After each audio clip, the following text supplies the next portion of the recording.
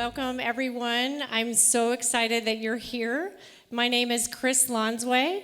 I am the founder and president of OptWell, and we are just thrilled to see so many faces and so many people coming out on a night like this when it's still a little cold here in the Chicago area. So we welcome you to this beautiful, lovely facility and building of warm, welcoming people at Helping Hand and Countryside, and we're just happy that you made the effort to come out. We're going to learn a lot tonight. So who here really looks forward to aging? Anyone? Who here would like to have a long life but a good life? Yes, right. I've asked the question before, and not everyone always wants to live longer, but I think we all want to live well and live better, right? Quality of life is what matters at the end of the day. So that's what we're here for tonight. So let me guide you through a little bit of why I'm here tonight. What is my connection to Alzheimer's? Healthy aging does involve information and sometimes even experience with Alzheimer's and dementia, but we, at the end of the day, want to prevent that from happening to any of us and any of you. My connection to Alzheimer's, I had a mother and a grandmother who had Alzheimer's or dementia in their 60s. Judy and her mother, Frances, both had Alzheimer's in their 60s, and I witnessed my mother's cognitive decline over a 13-year period. Not a pretty experience to go through, as you might expect, and not a good experience to watch. I also watched my father be her primary caregiver for many of those years, as they were married for 56 years. So I know many of you in the room are currently or have been or might one day will be a caregiver to somebody, maybe not with Alzheimer's or dementia, but possibly with other chronic conditions related to aging or other health challenges. So what my passion is to help myself and help you prevent that from happening as much as possible. So part of that passion led me to founding OptWell, which is an exciting organization. We're brand new. We just started in January, and we came out of another initiative that started right here in Countryside. It was called Healthy Countryside, if some of you might be aware of it. So Healthy Countryside was an initiative with a number of volunteers from local organizations who wanted to help people who live, work, and play in this area live well, connect to resources, and at the end of the day, have a healthy life. So OptWell eventually recruited more volunteers and board members and advisory council members to have a broader impact. So now that we have our 501c3 status, we are focused and excited to serve a broader community in the western suburbs of Chicago.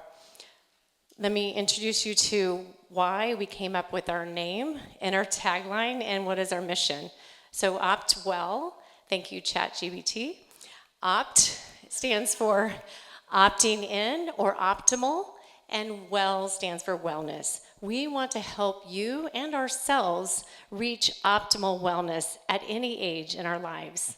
Our tagline is choosing healthy, thriving together, because we want to promote healthy choices and choosing healthy habits so that we can thrive together. And if you think about it, think about the people that you surround yourselves with. Think about the people in your family and your communities and in your culture. When you're surrounded by other people who engage in healthy habits, we tend to make healthy habit choices ourselves. So that's what this is about. How many of you are familiar with the Blue Zones? Have you seen the Netflix series? A number of you, that might resonate with you. So if you're familiar with areas like Okinawa, Japan, or Sardinia, Italy, or Ikaria, Greece, those are areas where people live longer lives, but they live healthier lives that don't have a lot of chronic diseases, and people are mobile and active. Raise your hand if you want to be mobile, active, happy, healthy, and cognitively functioning as long as we can, right? That's what we're here for. And I know if you care about yourselves and you want that for yourselves and you're here in the room for that, I know you also want it for your loved ones. So if you're not doing this for yourself, then we know that you're here also for your loved ones. So we are excited to serve you as OptWell, and I'd like to introduce you to our board of directors and advisory council. So we have a number of amazing community leaders. If you recognize some of the names on the screen, you'll know that these are high quality servant leaders in various positions in our community with school districts, businesses, municipalities, and nonprofits and for-profit businesses. OptWell is about connecting with all of our partners. We're going to try to not be redundant, but we're going to try to partner with as many people as we can to better serve the community. I'd also like to just give a shout out to some of the original Healthy Countryside committee members who planted the seeds for this, and they're still very involved today.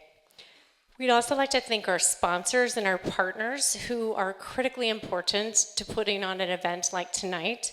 You see the names here. Again, these are high quality organizations, and you might be able to visit their resource tables afterwards as well if you didn't get to their tables. We're so grateful for their support and their partnership. And raise your hand if you had some good food tonight. Yes. So we are so grateful to these generous restaurants in the area. They selflessly gave some of their top high quality healthy dishes so that you could enjoy healthy appetizers and salads to go along with our theme of making healthy choices. And a little shout out to Rafferty's Irish Pub. Not only were they one of the first restaurants to say yes, they brought multiple dishes, and they're part of Countryside's Healthy Hotspot restaurant program, which I'll just tease you a little bit with that. That is something that OptWell, as we go through our strategic planning, we might engage in that even more for other communities to promote restaurants and having healthier choices. They changed their menu. They added more plant-based menu items to their menu because of that initiative, just to give you more healthy options at their restaurant. So we're grateful for all of them. And also to Whole Foods for donating beverages and many other items. So what's our agenda today? So our agenda today is to give you a lot of information. So, but I want to give you support with that information. So before I walk through what we're going to hear tonight, I want you to know, don't worry about taking notes on every slide. There's going to be a lot of slides, but the good news is, as you can tell, we're being filmed tonight. So we are going to post the video of these presentations, which will include all of these slides on OptWell's website, optwell.org. We'll go over that website at the end, and we'll also show you the other presentations that we've been posting on our website so that you can access this information. I know if you're like me, I'll want to go back and watch and listen to the presentation and watch some of those slides again to really digest the details. Also, because we do have a full agenda, we're going to hold on asking questions during this time period. However, all of the speakers are very eager to answer your questions after the presentations, and we'll meet you back in the resource fair. All of the presentations will be affiliated with one of the tables with our organization, so you'll be able to find us easily. So tonight, we're going to do a little bit of a deep dive. One of our keynote speakers is Hadi Finnerty, who's with the research committee she's with the Alzheimer's Association Illinois chapter and heads up the research committee that I joined in the last 6 months to help Hadi and the committee have these kinds of healthy aging events across the state of Illinois. So we'll hear from Hadi about ways that we can reduce risk for Alzheimer's and dementia. What is Alzheimer's and dementia? And how can we support our loved ones who might be faced with these challenges, or ourselves if we're faced with them? We're also going to see and hear from Hallie McCormick on the positive impact of movement on brain health. She's going to lead us through some exercises. She was featured on Fox News recently on Good Day Chicago, and we're excited to have Hallie with us tonight. And then we'll hear from one of my favorite organizations in the community, Aging Care Connections. Maddie Stevenson is going to walk us through the plethora of resources available to the local community around here. And then we'll hear from Jill McCormick on financial preparedness. Financial health is just as important as other aspects of health. So she's going to share some insights on how we can be prepared so that things are in order and we're not caught off guard in a crisis with our financial health. And then I'll wrap it up talking about building resilience for you and your family members when you're facing health challenges, or just how to get in front of that. And then we will open up the resource fair again at the end. We were excited to see how many people were visiting the resource tables, and we're going to give you one more chance at the end of the presentations as well. So I'd like to turn it over now and introduce our first speaker. This is Hadi Finnerty.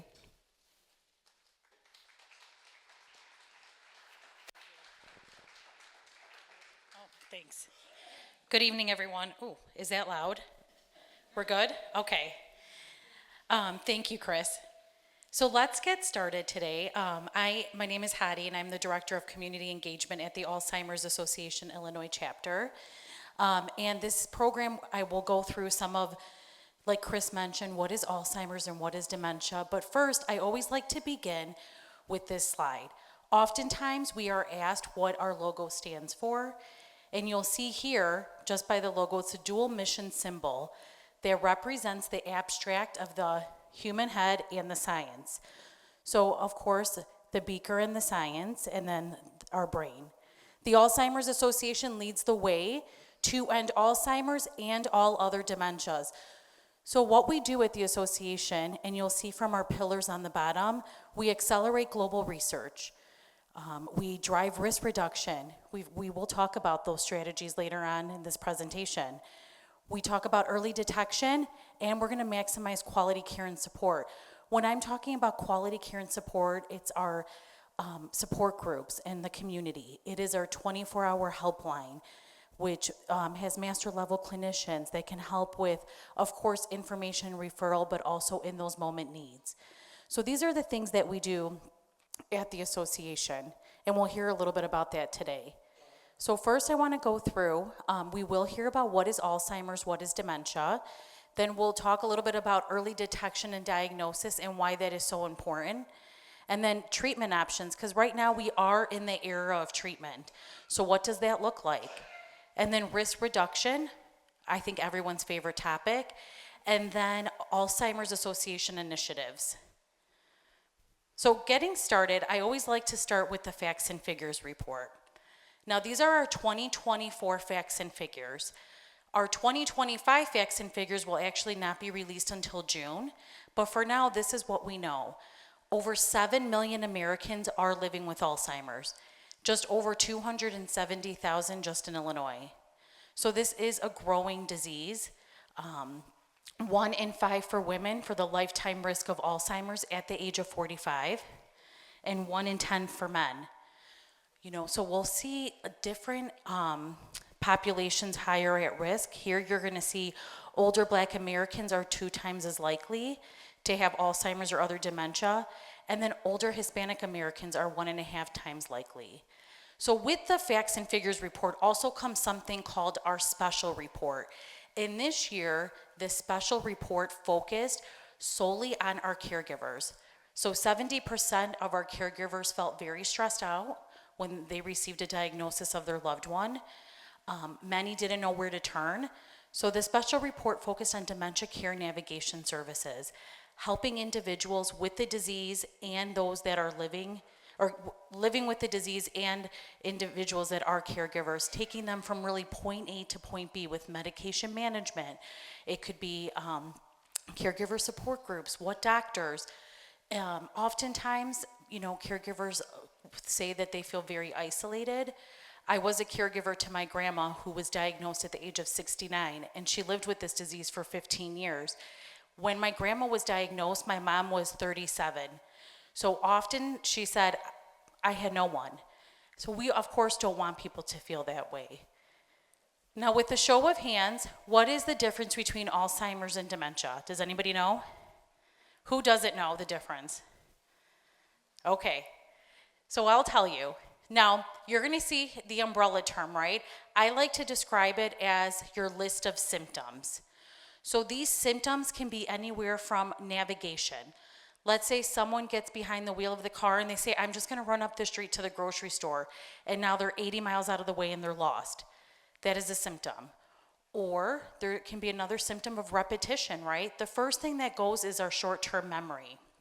So you're going to notice people are maybe repeating themselves, and you're thinking, I just told you that. And then 5 minutes later, they're asking the same question. Now, everybody goes through typical aging. I always give the example of myself. I'm getting my kids in the car, I'm throwing my bags in for work, and I'm halfway down the block, and I'm thinking, did I shut my garage door? And I'll drive back around, and 99% of the time, the garage door is shut.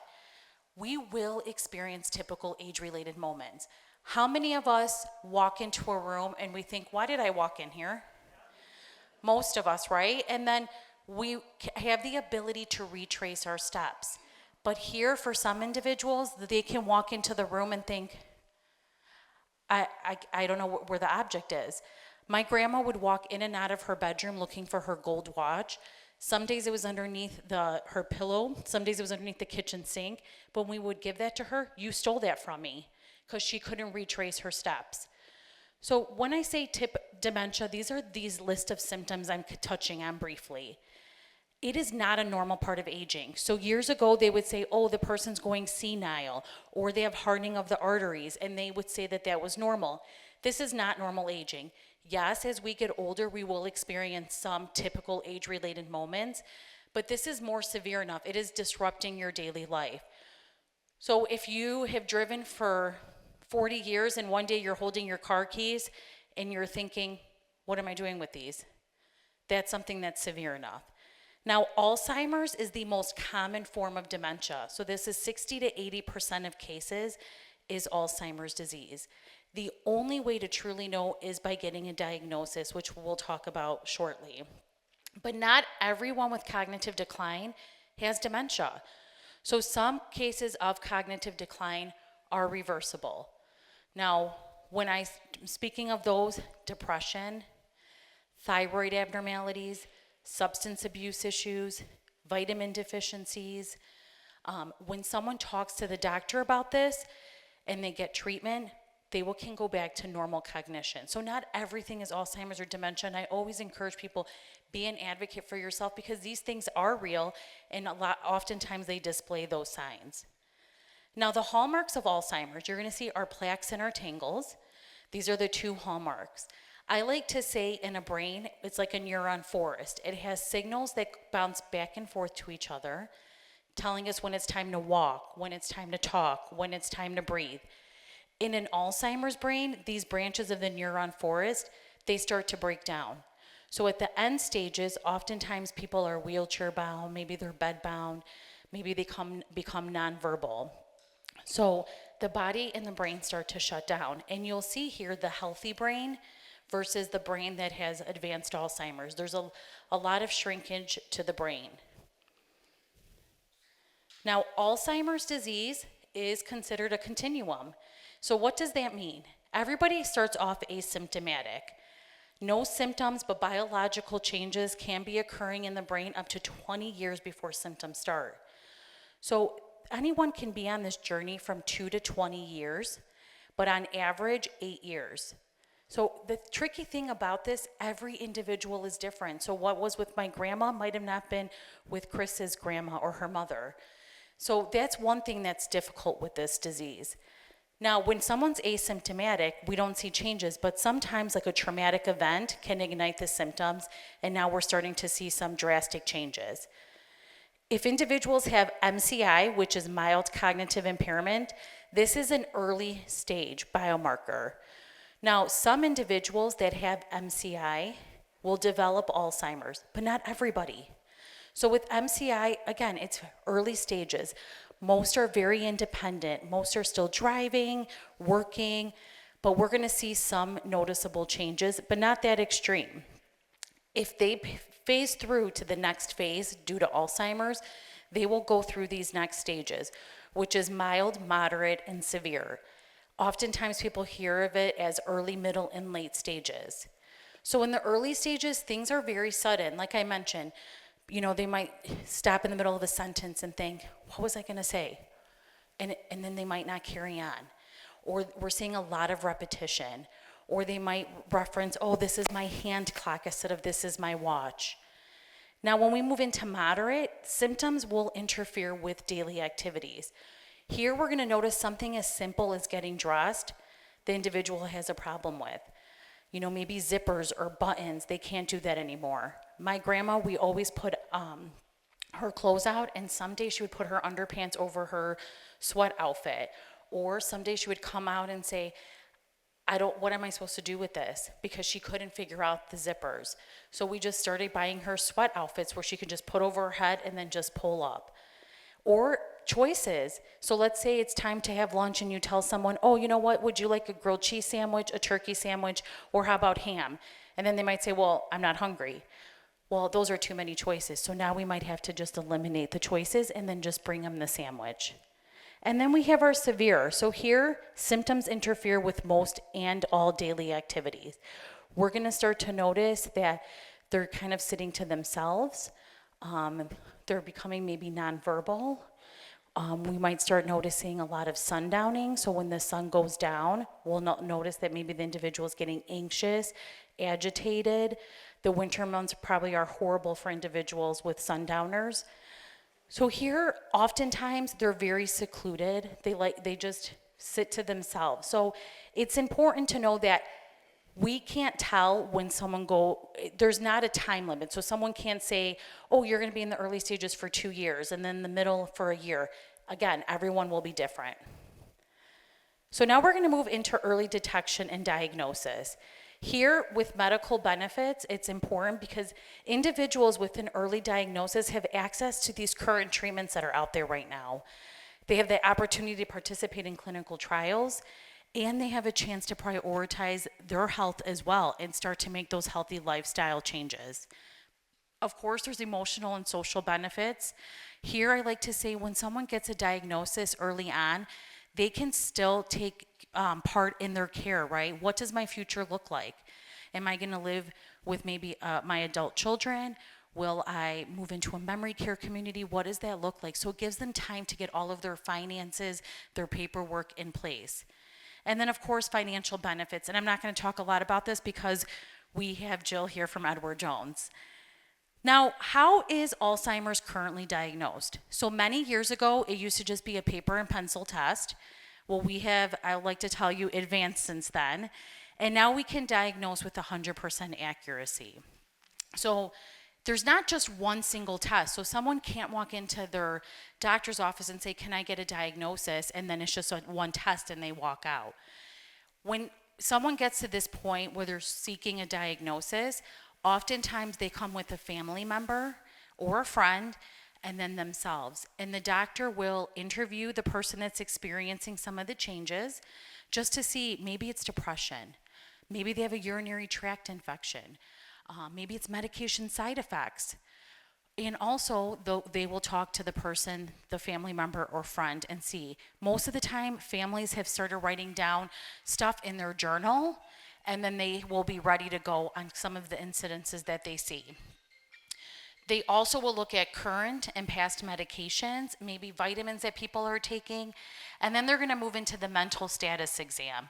Here, many of us have probably heard this. It's draw the hands of a clock. How many people in this room can repeat the alphabet backwards?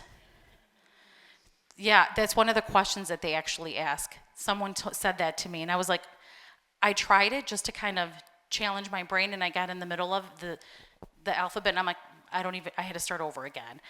So they'll do the mental status exam, and then they're going to go into testing our reflexes, eye movement, speech. Then it's going to go into imaging. So here's where we'll see with the biomarker. So in some communities where there's access to PET scans, they will do a PET scan. Some communities do not have PET scans, so it will be an MRI, and oftentimes they can also do cerebrospinal fluid analysis. But again, depending on the availability in the communities. So what is a biomarker? And I promise you this is not very scientific because we all know what biomarkers are, right? When we test our glucose as a biomarker for maybe insulin resistance or diabetes, or cholesterol as a biomarker for heart disease. Now they're using biomarkers to aid in the diagnostic process. So here it's going to determine a diagnosis. They're going to also use it to determine if someone is eligible for clinical trials. They will also use it to determine the course of the illness, so to see how advanced perhaps the person is. And then of course to track outcomes and side effects of these current treatments that are out there. Right now, like I mentioned, we're in something called a biomarker revolution. So we have cerebrospinal fluid analysis, and this can detect if there's any amyloid in the cerebrospinal fluid. This is taken by a lumbar puncture, which can be predictive of changes in the brain. Now we're going to see that there's also several emerging blood tests that are also out there to aid in the diagnostic process. Blood tests for Alzheimer's should be prescribed by a doctor and followed by other methods of a diagnosis. So again, it's not just walking into a place and getting just this test done. It aids in the diagnostic process. So we know about PET imaging, we know about MRIs. Other emerging biomarkers, I know this sounds quite futuristic, but they're looking at retinal imaging. So one day you can walk into your doctor's office and perhaps get a retinal imaging scan to see if you have predictive changes to the brain. They're saying the eye is the closest to the brain. Now, we're not there yet, but those are kind of the things that they're looking into: skin, saliva, or other biomarkers. Now for treatment. I know I mentioned early on that we have FDA-approved therapies for Alzheimer's, and we're in the era of treatment. So in 1906, Dr. Alois Alzheimer's discovered Alzheimer's. Back then, he discovered it under a microscope, and his first patient was a goose dater, and she was in her early 50s. 1996 through 2014, we have medications that just treated the symptoms. So these symptoms were anywhere from agitation, aggression, perhaps depression. They were there to treat. They were not to slow down. They're not there to prevent. They're just to help with symptoms. Anywhere from 6 to 12 months, someone will go back to their doctor, and then they can get checked again to see if it's what's working, if they need to kind of readjust. In 2020, we had a new drug, and I'm not a doctor, so excuse me if I'm mispronouncing these, but it's called Belsorma. And this was used for sleep disturbances. So if anyone's a caregiver or has been a caregiver, a challenging behavior for individuals living with this disease and the caregivers. Oftentimes, insomnia happens. Maybe the person's reverting back to what they did long term. So maybe they were a night nurse and now at midnight they're getting up because they have to go to work. So this helps in that behavior. Then we had our first therapy, and this was Leqembi. This is an IV infusion. This is for individuals in the early stages. So again, with the push for early detection and diagnosis, this is for people in the early stages. They have to meet with the genetic counselor to see if they're qualified. If you're on blood thinners, you're not qualified for this therapy. And it's 18 months long, and it's every 4 weeks. And this is targeting one of the hallmarks of this disease. So it is helping slow down the progression. We've never had that before. So this is giving people more time to do the things that they love. Perhaps it's maybe, walk their child down the aisle or participate in family events, but it's all about more time. Then in 2023, we had something called we had a medication called Relxuti, and this was treatment for agitation. Another, again, challenging behavior. And then in 2024, they released Kinsella, which is another therapy for those individuals in the early stages of this disease. So you'll see here, it's not just about drugs, they're helping with therapies, and we'll soon see too, risk reduction strategies. So 76% of the disease modifications that are in clinical trials are disease modifying drugs. There's over 100, and actually it's been updated, 140 unique therapies out there that they're looking into. So again, yes, it's going to be treatments, therapies. They're going to look at behavioral, psychological symptoms to help individuals living with this disease. Now, I think everyone's favorite part is the risk reductions piece. Now, who is it impact for Alzheimer's or dementia? Here we have non-modifiable risk factors. Those are in blue. So our age and our genetics are things that we cannot change. Now, for modifiable, these are social determinants of health that may impact some or all of these factors. Traumatic brain injury, substance abuse issues, physical activity. They're encouraging average adults need 2 hours and 30 minutes a week of physical activity. And more on the side where when you're, let's say, taking a walk, you're having trouble breathing. You're getting that heart rate up. Education, they encourage individuals to engage in ongoing learning. So this doesn't mean, signing up for a community college course, but continue learning, taking classes. I know the library has tons of different topics. Just keep challenging your brain. Environmental and lifestyle. Cardiovascular health, keep your numbers in check. So if you do have high cholesterol, instead of saying, well, nothing I can do, I still want to have cheeseburgers and fries, it's encouraging individuals to keep up with their numbers, keep up with any medication that their doctor is advising.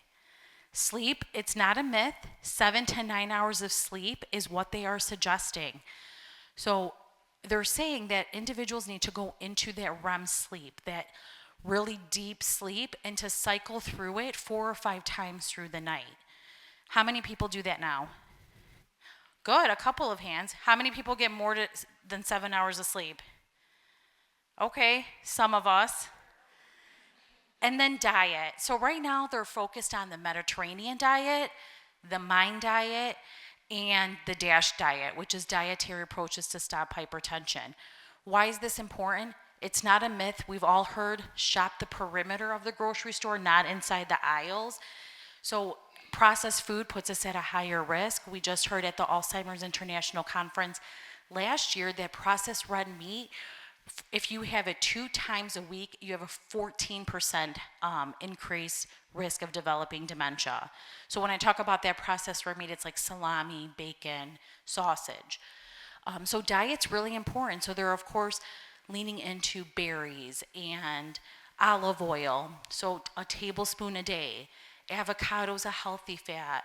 Nuts, but not like the planters with like all the salt, like raw nuts. So things that we can just do and just tweak a little bit.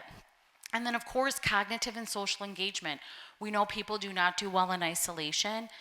Trick your brain, do things that will, keep your brain stimulated. I always give this example. If you brush your teeth with your right hand, I know it sounds silly, but trick your brain, brush your teeth with your left hand. It takes a second for your brain to catch up and think, oh, this is something different, because you're going out of your everyday routine that you're probably doing in autopilot. Now, why is this important? I think this is my favorite slide through the whole presentation, because up to 45% of dementia cases could be prevented or delayed if we target those modifiable risk factors. So I always tell people, start small and then build onto that, right? Think about 45%, we've never had that, but that is something that's really important and gives people hope that they can start at any point and work on one thing at a time. Research suggests combining multiple healthy factors will probably be the most impactful. Now, the Alzheimer's Association embarked on a 2-year clinical study called the Pointer Study. So Chicagoland was one of them, and we had Rush and Advocate Aurora Health part of this US Pointer. People had to be eligible. So what that meant was either they had a parent or a sibling that had memory loss, and they had to have some means of improvement themselves. So maybe they had a sedentary lifestyle or maybe a horrible diet. Now there was 2 groups. They had a structured group, which met with a US Pointer navigator, and they went through all of the stuff together for 4 weeks, they tracked everything they ate. For another 4 weeks, they tracked all of their fitness. And I have a volunteer who was on the US Pointer study, and she was telling me the other day, she's like, we couldn't lie because they have us wearing these trackers, so they know if we said, oh, we walked 10,000 steps and the tracker says 6,000, they really hold us accountable. So they turned in the data from this. So this US Pointer study, after 2 years, the individuals have graduated. And the exciting thing is 30% from this US Pointer study came from underrepresented populations. Now, these results will be released in July at the Alzheimer's Association International Conference, which is such an exciting thing to wait for. Because if the intervention proved effective, this study will lead the way in development of an accessible and sustainable community-based program for prevention. Because remember, right now there is no prevention. So it might be lifestyle, and there'll be more to come on that. Now, also this took after the finger study. So a global network of lifestyle intervention trials throughout the world in 62 countries was also doing their own US Pointer, but it was called the finger study. Now, in our community right now, in Illinois, we have given 144 total awards from 1993 through 2024 of over $28 million to young researchers and researchers to be able to, find a cure or a prevention or a new therapy for this disease. Right now, we have 430 million currently active grants in 1,110 projects in 56 countries spanning 6 out of the 7 continents except Antarctica. What does that mean? Any given moment, someone is in a lab working on a cure for this, a prevention. If you are into research, and I really encourage you to go onto our website, you can register for our Alzheimer's International Conference that is virtual. There you'll be able to see the latest advancements of what's happening on the research side of things. And then of course we have our website, alz.org, which has wonderful, I feel like I still get lost after 11 years in the association on our website, but there's such great tools there for individuals that are on this journey and maybe just the worried well. Of course, we have our research, and then we have Trial Match. So I'll talk about Trial Match in 1 second, but I want to point out our helpline. So it's 24/7. The number is 800-272-3900. And like I mentioned, they help with information and referral, but they can also help with in those moment needs. So maybe someone is resisting taking a shower. They can help with tips on how to get your loved one to take a shower, or how to perhaps get them to stop driving. Now, Trial Match is a free clinical studies matching service, which is designed to provide a customized list for a potential study. So for instance, I am in a study and it's a prevention one, and I just sit at the comfort of my home, but every year they send me brain games. And I know you're probably thinking, well, how hard can that be? Trust me, it's hard, because when they give you 60 seconds and you have to hurry up and match all of them, I get so anxious. I'm like, okay, am I going to get them? And I do, but it's testing my cognition. So is it declining? Is it staying the same? So there's tons of different trials out there for healthy volunteers and individuals living with this disease. So I want to leave, in summary, I want to leave that there is hope in research. There's new tools and detection for diagnosis. And I also want to encourage everyone, has anyone here been to our Walk to End Alzheimer's? Awesome. So at our Walk to End Alzheimer's, one of the things that you'll see is someone holding the white flower.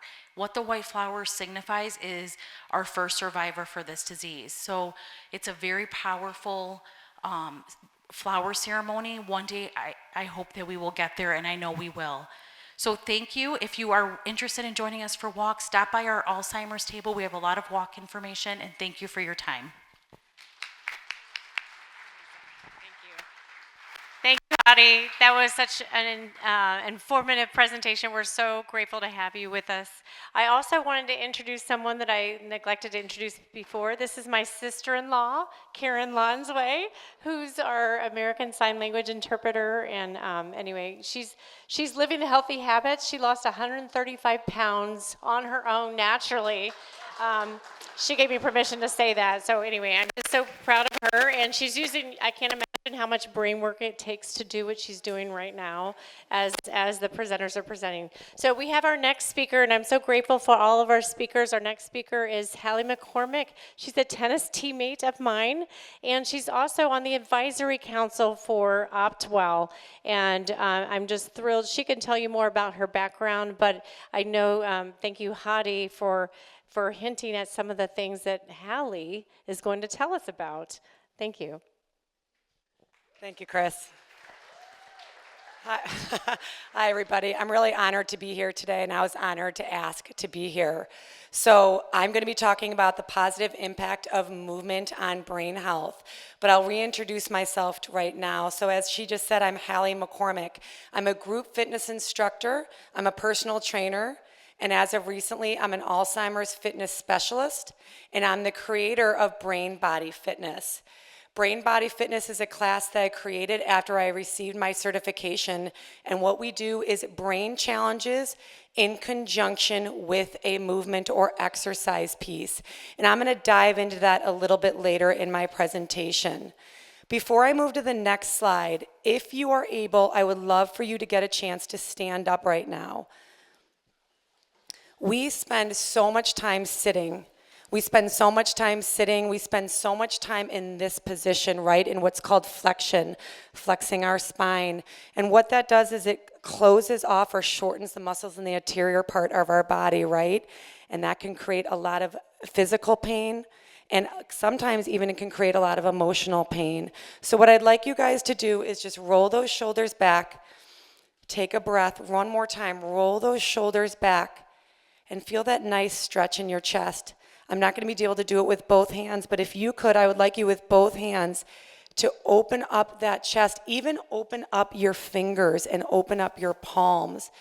This is how we should try to get up through certain times of the day and stand and feel that stretch in the front part of our body. If you're able, I would like you to maybe move your hands to your back, whether it's palms or whether it's fingertips on your hip bones, and just push those hips forward. Again, because we live such a sedentary lifestyle, we often have tightness in our hips, which can lead to acute or chronic back pain. The number one reason people visit their physicians and their orthopedics is back pain. And a lot of time that's because of shortened muscles in the hip region, and it's because we spend so much of our time like this. So I'm going to continue to talk about movement later, but I want to encourage you to get up as much as you can or you're able throughout the day and move and go into that extension like I just demonstrated. I would love it if you could stand just a little bit through this next slide, because why the heck not? I just told you we want to move more, right? So I'm going to give you a little bit about my history and my motivation very briefly. My grandmother died in my early 20s from Alzheimer's. That was my mom's mom. My uncle, my mom's brother, died last year of Lewy body disease, which I don't know if you could read the slides, but it's one of the 6 types of dementia. And then my mom passed away last September from Alzheimer's. Sorry, I was going to get through that. Practiced. Anyway, but so my mom was my motivation for moving forward with my certification to become an Alzheimer's fitness specialist, and she was my motivation to create this brand. So I'm really proud of it, and I'm really proud that I'm able to do that. Shortly after my mom's death, I got gene tested, and I do have a copy of the APOE4 gene, and that is a genetic risk factor. So I got a little bit fearful at first when I got that result of that test. But I did not want to live in fear of my genes, and I did not want to live in fear of my lineage. So I took the exam to become an Alzheimer's fitness specialist, and what I learned was incredible, and a little bit of what was just touched upon. We do not have to have our genes allow us to live in fear. There are things that we can do, and there are lifestyle changes that we can do to reduce our risk of Alzheimer's. We talked about diet. We talked about sleep. Sleep is important. I'm going to touch on that a little bit later. Stress factors, but movement is key. So I'll have you guys sit down a little bit. Some of you might be like, Jesus, are we doing that the whole presentation? So you can go back to sitting. I want to discuss briefly the difference between movement and exercise. Movement, again, highly encourage as much movement as you can through the day. But movement is vacuuming, movement is cleaning your dishes, movement is carrying that laundry basket up and down the stairs, or getting up from your desk and walking to the refrigerator. That's movement, and that is important, and again, I highly encourage it. Again, you probably heard all of this before, but maybe walk a little bit farther, park a little bit farther from that parking spot. Walk the stairs, not the elevator. I highly encourage it. But what I also highly encourage is exercise, and that is different from movement. Exercise is something that is a challenge. It's structured time that you set to challenge yourself physically, and that creates a physiological adaptation, right? So it's something that stresses your body. So exercise is strength training. Exercise is going for that walk, but maybe a little bit farther, or something that gets you breathing a little bit heavy. Taking that long bike ride, right? That's exercise. You do not have to belong to the gyms that I work at to exercise. You can do it at home. There are opportunities to grab suit cams and in your seated position if some of you aren't able to move. Grab something in your home that you can lift overhead or go in a hinged position and move back. It's pushing yourself up and off your chair. It's finding a heavy object or backpack in your house and squatting and picking it up. That is exercise as long as it's challenging to you. And I want to stress it's in that challenge, as again was hinted at, it's in that challenge that we see the adaptations and the changes in the brain. I'm now going to shift to the positive impacts of movement and exercise on brain health. Exercise and movement increase blood flow into the brain, and that increases oxygen and nutrient delivery into your brain. Exercise can increase the size of your hippocampus. As we age, our hippocampus naturally shrinks, everyone, right? But it's in a hippocampus is that memory center of your brain. So exercise has been shown to reduce that shrinkage, and some studies show it can actually enlarge the hippocampus. Exercise reduces inflammation in the brain and oxidative stress, and exercise and movement enhance sleep. Sleep was touched upon. Sleep is key for brain health.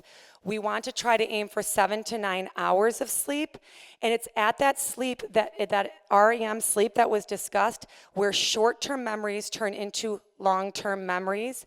It's where we go into our glymphatic system, where we reduce the waste and toxins from our brain. So I highly encourage sleep, and movement and exercise is imperative for sleep.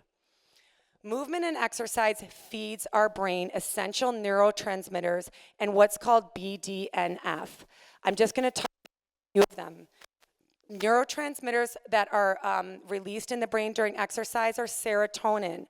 That's your happy or your mood neurotransmitter.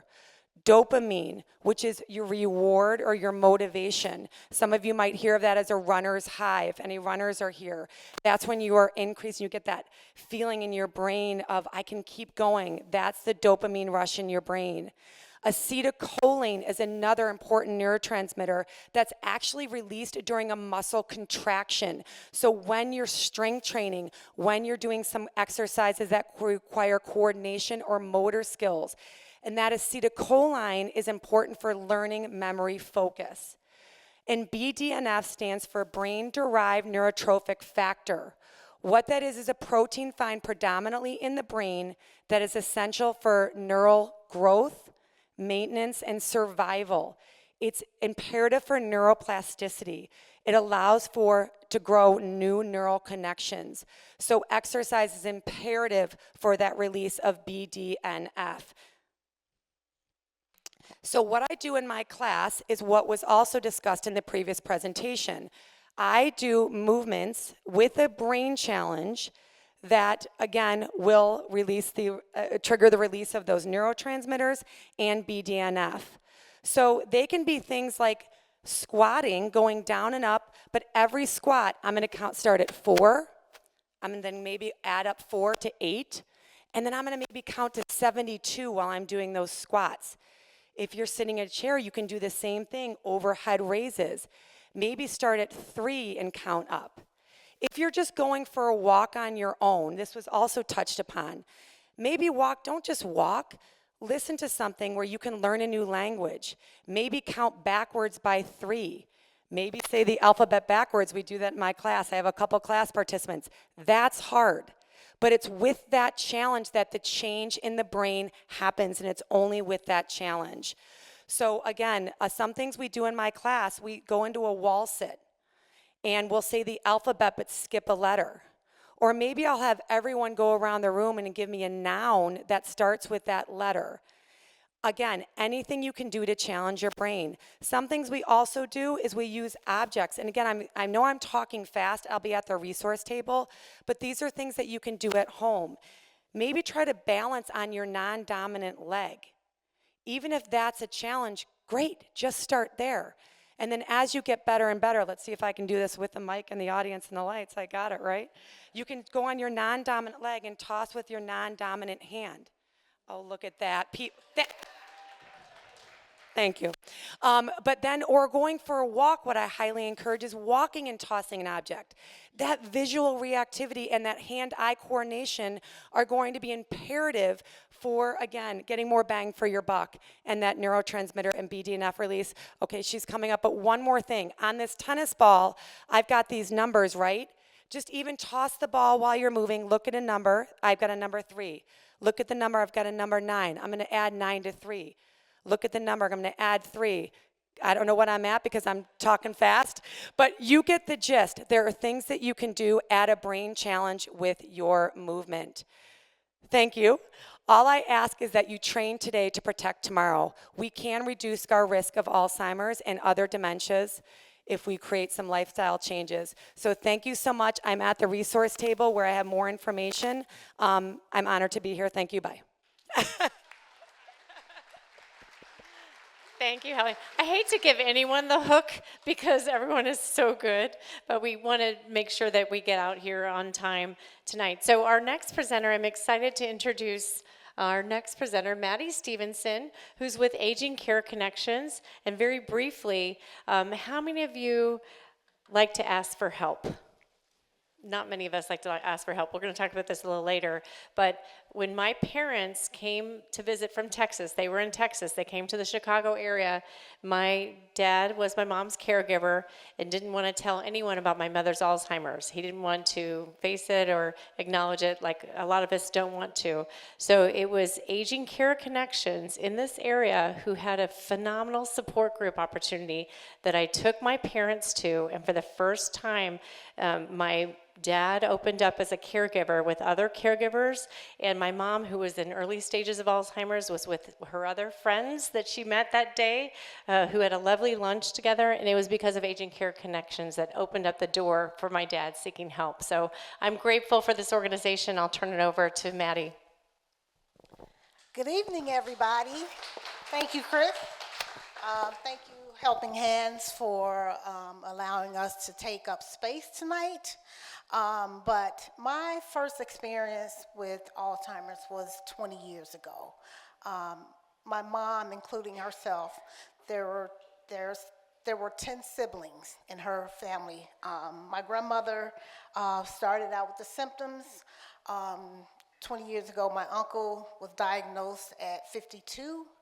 And out of the 10 siblings now, 5 of them are now diagnosed with Alzheimer's out of the 10. And out of the 10, it's only 6 of them that are still living.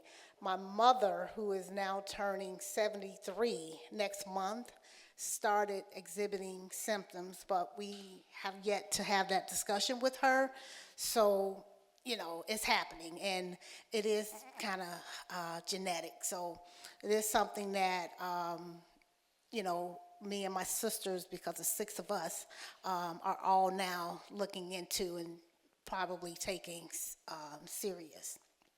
So I'm a program manager at Aging Care Connections. I've been there 15 years, and I've started out as a intern and came on as a case manager, and here I am now supervising over 20 people in our office. Our office is growing at a rapid rate, So Aging Care Connections' mission is to enhance the lives of individuals, the older adults, and their families within the community so they can remain in their homes safely. Aging Care Connections has been around for over 50 years, older than me, and we serve 38 communities, 5 townships, and how many of you all have ever heard of Aging Care Connections? Oh, that's a great number. Thank you. You'll be surprised how many people have not heard of Aging Care Connections, but the 5 townships that we cover is Lighton Township, Norwood Township, Lyons, Riverside, and Proviso Township. We also service over 13,000 older adults and their families in the community. So what we do at Aging Care Connections is we have various services and programs. We have an adult protective program, we have an aging well program, we have a nutritional program, we have a comprehensive care coordination program at Aging Care Connections that allow families to get support that they need. We have our first point of contact is our information and assistance. We've grown to be very significant in all of these communities. We have 3 intake specialists that take all of our calls that come into our office, and they're funneled throughout the departments. They help out with benefits assistance, we help match resources, and they're all trained to be able to provide any questions and answers that may come up. Some of the basic needs, the older protective services, our healthy eating, our home repair program, and housing needs. That's a really big, huge obstacle right now with the prices and inflation and all of the things that's going on. We find more and more older adults that are struggling with housing and being able to keep their housing as well as the home repair that they need. So we have all of these different resources that can help out with changing a light bulb or screwing in a screen door or replacing a screen on a door in the home. So with our housing assistance, with our home repair assistance, there's a lot for an older adult in the communities. Caregivers.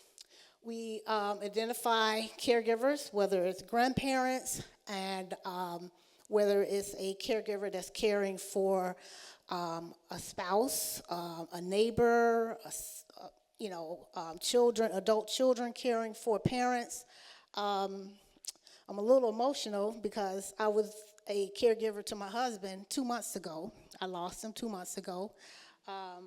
And as long as I've been doing this, I had the real life experience to live it and be able to help myself understand how to go out now and personally tell that story. My husband was 23 years older than me. He got me as a little baby, but it was a wonderful 10 years that I had with my husband, but I got to experience what it was like being a caregiver. So we do have caregiver support programs that focus on dementia and Alzheimer's. We have a general support group that also just, focuses on any chronic illness or any other caregiving situation. Our grandparents raising grandchildren program, because they are older adults and they do need support services. Often their grandchildren are dropped off unexpectedly due to incarceration, due to mental health of their children, and various other reasons why grandparents are in our program with their children. We have respite care to allow caregivers to get a temporary break, and all of the different support groups that we offer, whether it's educational based and clinical based, where there are 6 to 9 weeks to help you become a better caregiver. Aging gracefully. Don't we all like to do that? So We have a table out in the front that we will be able to give more information. If you're interested in knowing more about our comprehensive services that we have at Aging Care Connections, just let us know, because we have 15 different care coordinators that go out and visit in the communities. Thank you all.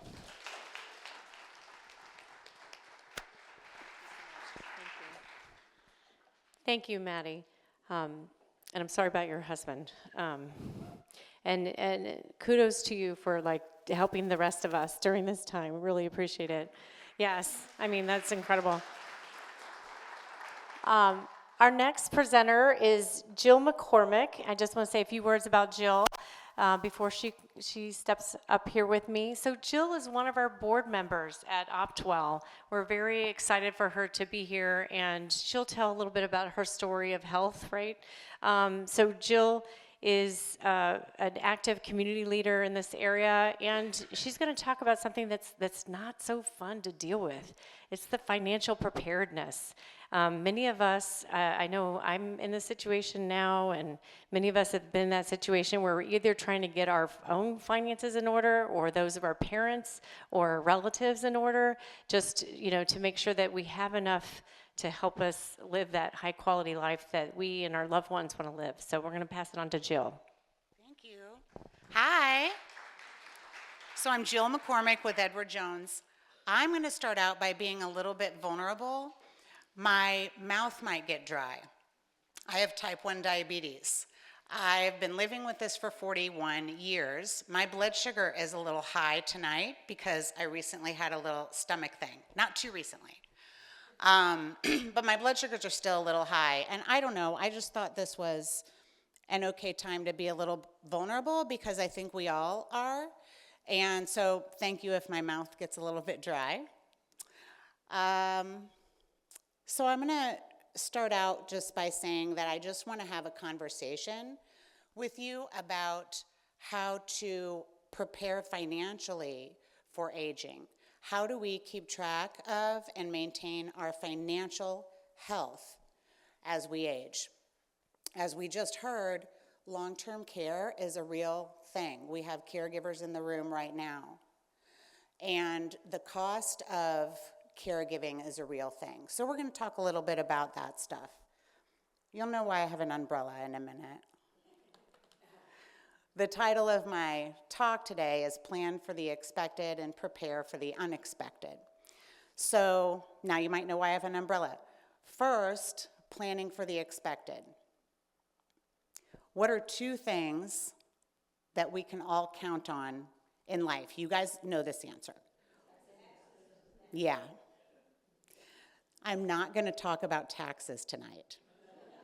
I love tax strategy, by the way, but I'm not going to get into that tonight. I am going to talk about planning for our eventual passing.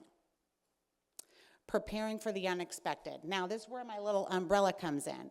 I like to think about planning for preparing for the unexpected as I think about carrying an umbrella on a sunny day. Say it's a sunny morning. There's a chance for rain later today. We don't know if it's going to rain. We really don't want it to rain, but it's smart to take along an umbrella just in case it does. So that to me is likening preparing for the unexpected. What's the unexpected that has been discussed in the room tonight? And that is having difficulty as we age and eventually needing help with living as we age and perhaps run into some difficulty.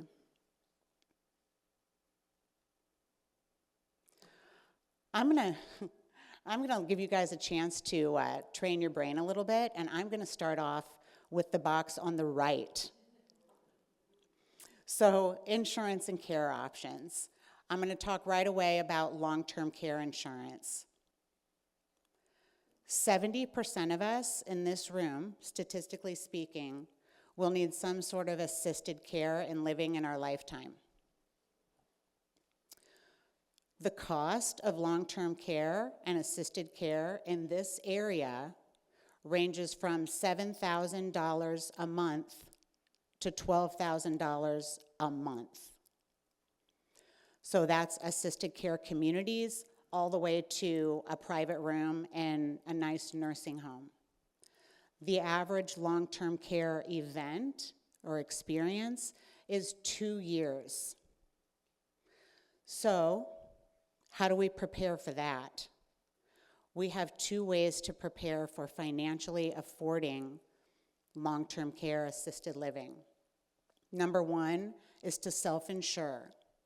Put enough of your assets aside to be able to afford this care for yourself one day. Number 2, take a look at long-term care insurance policies. Long-term care insurance policies today are not what they used to be. Certainly shop around. You can find really good ones and not so good ones, but let me tell you about the good ones. The good long-term care policies, and sometimes you can put it on a rider with your life insurance. So either a standalone policy or one with your life insurance plan. It used to be that long-term care policies were like auto and home insurance. They were use it or lose it. If you are paying into your auto insurance, you are paying into your auto insurance, right? All of you. Paying into your home insurance. We all have home insurance. Unless our house burns down or we crash our car, we were essentially, we kind of lost our money, right? Like we gave it to the insurance company. Long-term care used to be the same way. Either you went to long-term care and you used up that policy, which was great that you had it, or you thankfully didn't need it. And then all that you had been putting into that long-term care policy, and these are hard-earned dollars, right? All you had been putting into there went to nothing, went to the insurance company. These days, find a great policy, and the premiums that you've put into that policy will be given to your beneficiaries will receive those premiums as a tax-free death benefit. So, I could really go on and on about insurance. I place a lot of policies myself, and I'm happy to answer questions about specifics out in the hall. And now I'll get on to talking about legacy and estate strategy. Prince. Everybody knows Prince, the singer, right? Everybody's at least heard of him. My father had heard of Prince, but I'm not even sure he knew he was a musician right away. Prince died several years ago with $156 million in his estate. He had done no estate planning. There was no will, there was no trust, there were no beneficiaries named on his accounts. His estate went to probate. What's probate? Probate is when your assets go to the control of the state and then enter the court system. This is a lengthy procedure, a costly procedure, and frankly, a painful procedure for those who were left behind. So, let's not be Prince. Let's get on this while we can. Let's get our ducks in a row, so to speak. How do we do that? Seek the advice of, like you see up on the slide, seek the advice of your financial advisor, your estate attorney, and your tax professional, and put us all together. Let us work with you on a team to get you in good shape and feeling confident about when this eventual thing is going to happen, and knowing that your loved ones are going to know what to do for you, when to do it, and how to do it.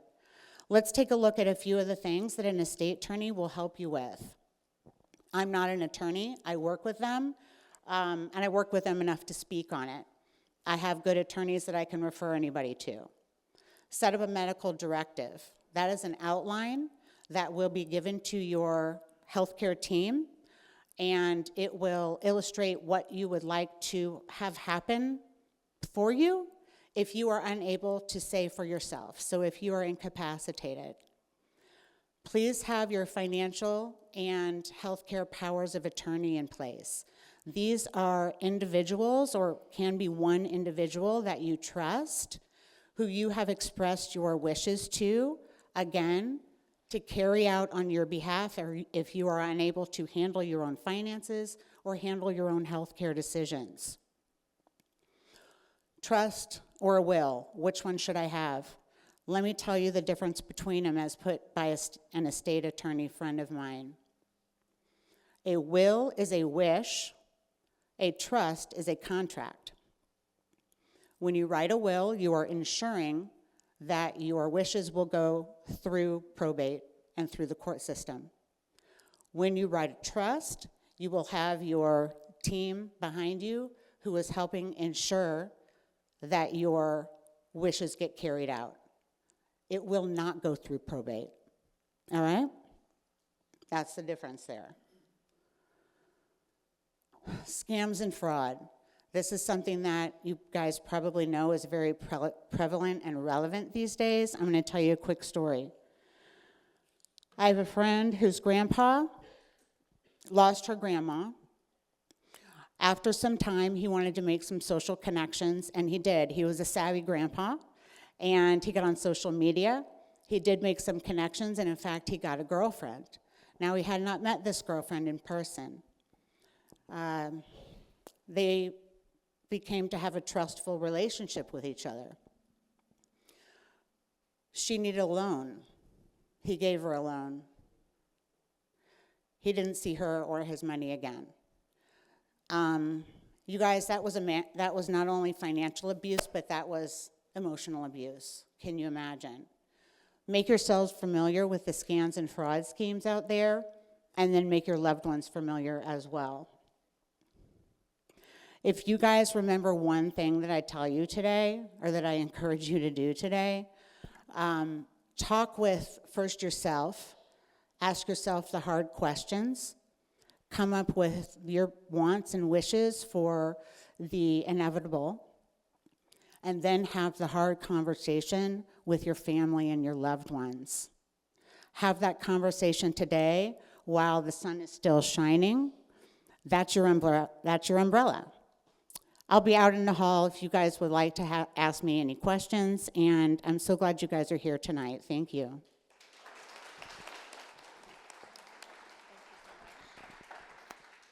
Thank you, Jill. We all need that umbrella. So I'm like kind of like the last speaker between you and exit. So I am going to get us out of here on time. I just want to wrap up with a few words of wisdom for you and some inspiration, and then we'll have some time for the resource fair as well. So this is a message for you who are thinking about your own health and wellness, and this is a message for you who think about your family's health and wellness and the health and wellness of people around you. So I want to give you a few strategies on how you can build resilience, because it takes resilience to deal with all that we've been talking about tonight. So three strategies I'd like to leave you with. Number one, and this is similar to what Jill was saying in terms of having those tough conversations, ask for and seek support. We talked earlier about it's hard to ask for support, but what are the barriers to asking for support? What are the barriers to getting that thing that you have concerns about checked out? You know, maybe some memory concerns, or maybe some other health issue that you're ignoring and don't want to get it checked out. Or maybe you're afraid to ask for help as a caregiver. These are the things that we need to address together as families and as a community. I want to talk about stigma for a moment. Raise your hand if you think there's a stigma with Alzheimer's and dementia. And raise your hand if you think there's a stigma with mental health. Yes, it's very, very similar. So how can we reduce stigma if that's one of the barriers to asking for and seeking support? We can make that decision together as a family, and we can make that decision together as a community. And it's one of the reasons why I also like Hallie and Jill and our amazing speakers tonight, Hadi and Maddie, are so vulnerable with their own health conditions and their own family histories, because we want to make it okay to be vulnerable. My husband, I apologize for telling the story yet again in front of you. I used to snore my husband out of the room, which is not going to lead to a good long-term marriage. So That was embarrassing, right? Okay, turns out I have sleep apnea. It took a long time to get the courage to go do a sleep study, which, sounds intimidating. It's actually not. If anyone wants to talk to me about it, went to the Hinsdale Hospital. It was a really easy experience. Turns out I have sleep apnea. I sleep with a CPAP.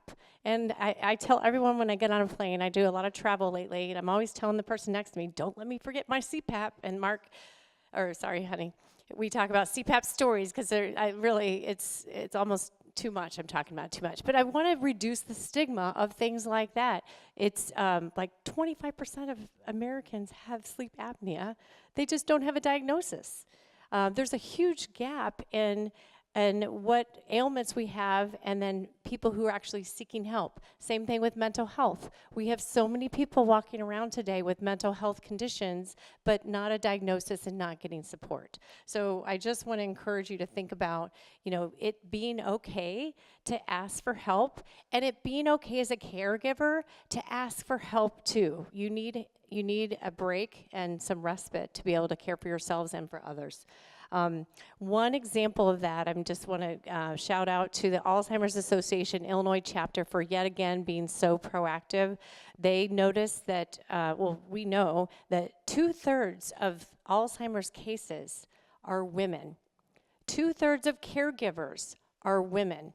So women are disproportionately affected by Alzheimer's and dementia, and so they created this fabulous organization called Illinois Women Conquer Alzheimer's, and I encourage you to scan the QR code or go visit the Alzheimer's Association table afterwards and look into their resources. They have a heart-to-heart huddle Zoom there's a fabulous support Zoom for women and all other kinds of resources and newsletters.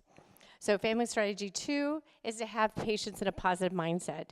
It is hard to deal with some of the issues that come along with aging and health, right? It is really hard. So we have to do some things for ourselves to try to force that positive mindset.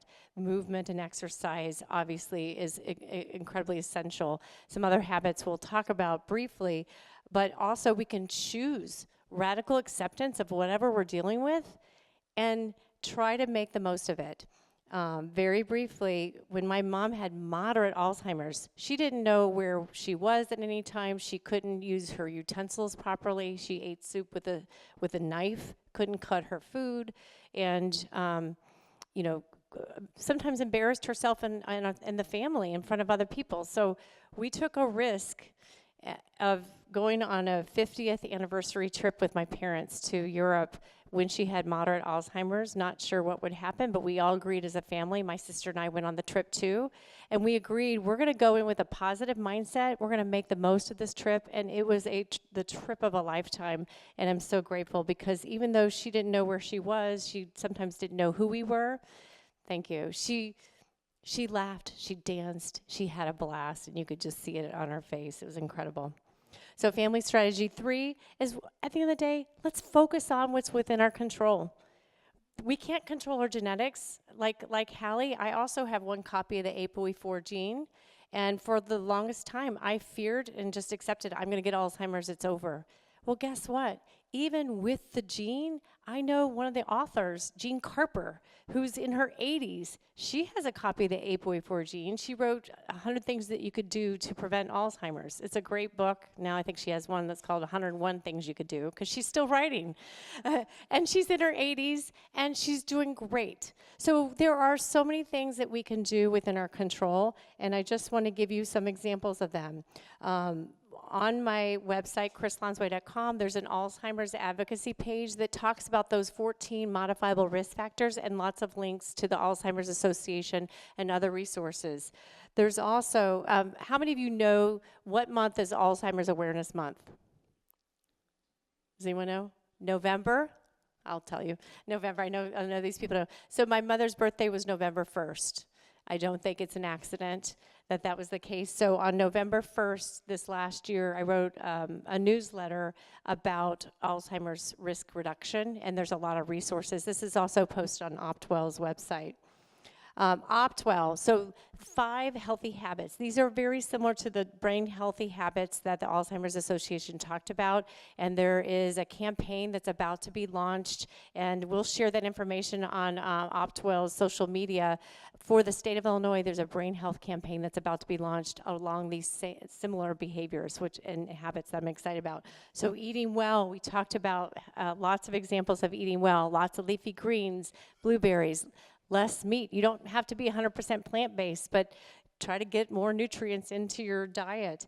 Get moving. We talked about the movement, mental wellness, stress management, really critically important for your longevity and your overall health and your well-being today. Quality sleep, we've talked about that a lot tonight, and be social. We know that, and we will continue to have events at OptWell that are socially engaging, like food or interaction or resource fairs, because we know how important it is to have that human connection. So visit us at optwell.org. I'd like you to check out our past presentations if you're interested. We had a great mental health presentation in January, and that presentation is on the website, as well as a presentation on plant-based nutrition. Again, I'm not 100% plant-based, but after I watched that presentation and have learned a lot about nutrition, I too am trying to eat a whole lot more plants and a lot less processed foods and sugary foods. I just have one favor to ask. So we tried to make this event engaging and informative and free and feed you as well. So I need 1 minute of your time because we're constantly looking for feedback. All of you have a survey, but I took it myself. It took about 1 minute. And I'm going to ask you, I'm actually going to be quiet for 30 seconds of that minute, which we don't have to include in the film, but just to fill out the survey, because we want your honest feedback. You don't have to put your name on it. So I'm going to be quiet for 30 seconds, and then we're going to have our final farewell. Okay, I'm just going to say a few more things as we wrap up. I really appreciate you filling out the survey, and if you just put them on the floor next to the center chairs as you leave, we'll collect them. So follow us on social media, OptWell.org, on your favorite social media channels, and we will post this presentation on social media and put it on our website as well. We will keep the resource fair open just for another 15, 20 minutes so that you have one last opportunity to visit those tables, visit the speakers, ask questions, and we want to wish you well and hope that you continue supporting each other. And thank you so much for coming out tonight. Thank you for your time.